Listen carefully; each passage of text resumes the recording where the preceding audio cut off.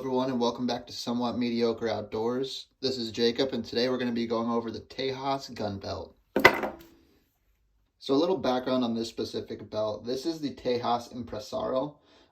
This is one that I got a little more than 4 years ago, and I've worn every day. Every day I conceal carry, so there's always strain on the belt. And as you can see, this thing has really held up. And there's not really a lot of imperfections on the belt after 4 years of everyday wear. Previously, I worked in law enforcement, and there had been times where I forgot my inner belt, which is a belt that goes along the inside of your duty belt. And it connects together that way you don't have any movement when you're deploying any of your equipment. Now I've used this in place of it. It's a little bulky because of the belt buckle here, but it worked really well for the couple days of patrol where I was in a bind and had to deploy this instead of my normal inner belt. This has never been cleaned, and this has never been conditioned or taken care of really at all, except for taking it off and putting it back on. So this belt here is the original design. I know in 2020, I believe it was, they came out with the 2.0. However, I've never had to get another belt, so I only have the original here. Belt buckle's pretty standard. It has these cool retention pins, which screw into themselves and create retention for holding the belt in place. And then just the solid black leather, just slowly going through. You can kind of see where there's been any damage over the last 4 years. Right here is where it sits directly along my spine in that very back belt loop. So when it's worn, there's a little bit of tension along there, and that's really the only damage that I can see, and it's not much at all. It's just a little bit of rounding of that corner. Continuing down, belt still looks really good. And then we get into the buckles. So when you're installing this on your person, a lot of people have a habit of when they're tightening it to put that pin into that hole, they pull it back. Now, Magpul suggests you don't go further than 90 degrees. I believe the specifications will be coming up in the video from Magpul, but I do. I yank this thing dang near to 180 degrees and then install my pin. And after 4 years of doing that every single day, you can see I have dropped one size, but it's held up. There's no cracking, just a little bit of wear and then some deformation. Now let's go over the specific key items from Magpul's website itself. So this is constructed with 100% North American bull hide, and it's reinforced with a flexible polymer. And that flexible polymer does wonders when you're carrying every day because you get zero movement or sag from your belt where your pistol is, and it's comfortable throughout the day without having to adjust it all the time. This specific belt is 1.25 inches in width, and it's approximately a 1/4 inch in thickness. And it fits just about all belt loops that you'll see on the market from clothing companies.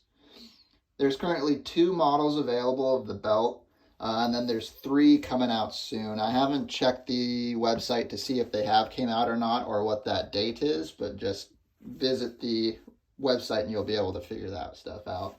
There's different color options. This is the black, and I use it because I use it for dress wear as well. So like if I'm going to a wedding, I used it at my wedding, and with a tucked shirt, it was perfect for concealing my pistol as well during the wedding. There's also chocolate, light brown, charcoal, and coyote. Prices range on this belt. So this is where everyone gets a little weird about it. So the price range is anywhere between $60 to $120. But we'll go over in a little bit why it's important to make an investment on something like this, especially if you are carrying every day. They also do have a 100% satisfaction guarantee. So if you get this belt and it's just complete trash for you for whatever reason, get in contact with their customer service department, and then they'll see what they can do for you. All right, now let's talk about investing into this belt, because that's really what it is. It's an investment, and it's an investment on your future and the safety of your future. So knowing that you can get a belt, a normal run-of-the-mill leather belt, for roughly $30, and personally, I would destroy belts, and before I bought this, would continue to destroy belts anywhere between 6 months to a year and a half. I would be able to keep one. And over the course of 3 years, if you're buying a $30 belt, that's $90 over the course of that 3 years. So you're already within the retail price of these belts. You're in the mid-range there.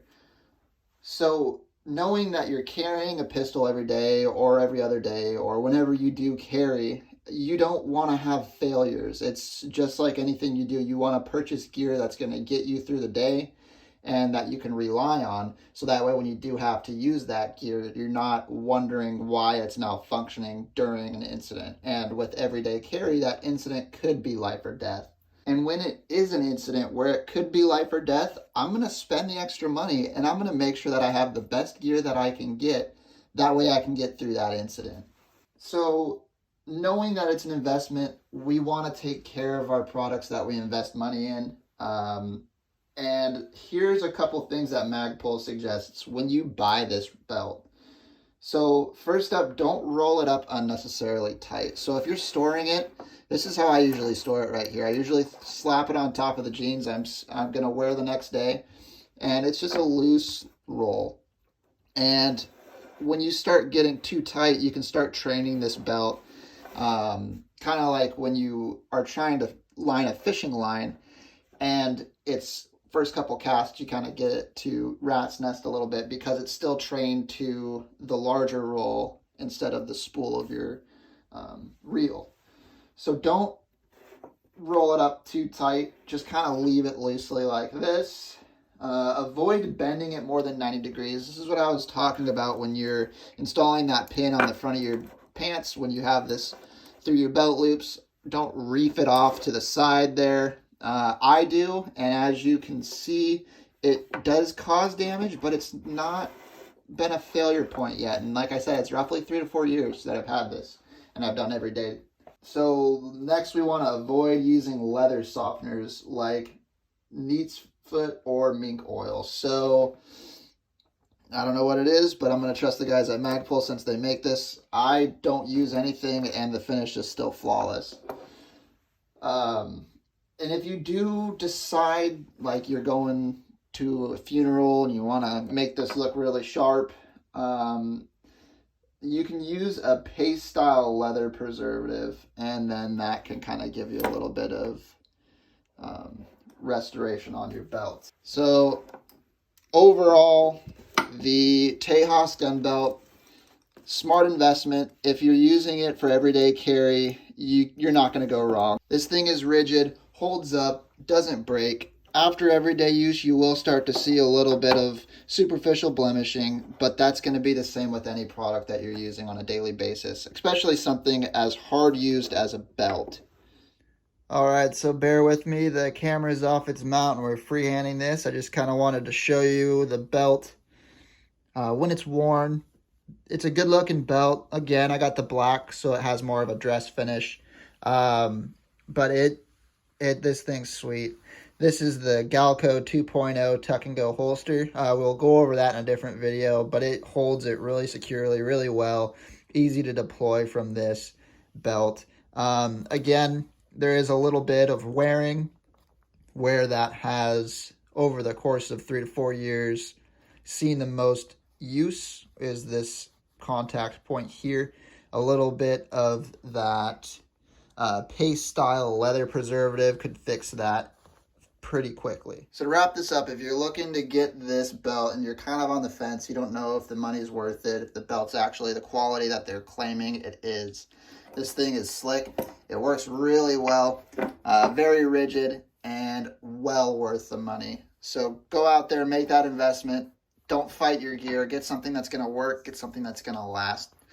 Thanks again for watching Somewhat Mediocre Outdoors. This is Jacob. Have a good night, everyone.